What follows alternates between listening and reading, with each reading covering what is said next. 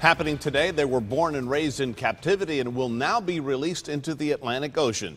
This morning, nearly 200 loggerhead sea turtles will be joining their wild turtle friends.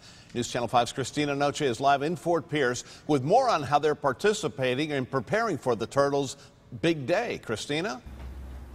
Hey, John, good morning. Well, right now we're at the U.S. Coast Guard station, and they're getting ready to release 200 loggerheads. You can see them here. Truck number 1. Truck number 2, tons of them in these containers. They're about 15 pounds each. So we're going to give you a sneak peek now of actually what one of them look like here. I was going to hold one for you, but then I saw her gloves. And the reason for that is because they snap and they cannot be the friendliest. Now, we've been talking here. This is Lindsay from the National Marine Fishery Service. And these turtles are not going to stay together, right? They're going to go their separate ways today. Correct. They're solitary creatures. They will only come together when mating. So we put them into the Gulf Stream so that they'll go ahead and make their transatlantic journey.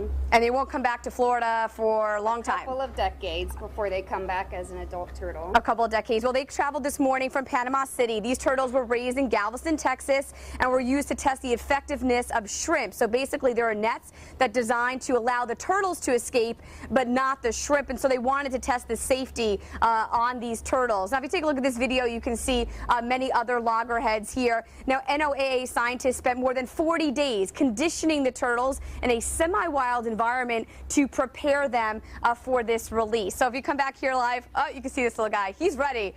Look at it.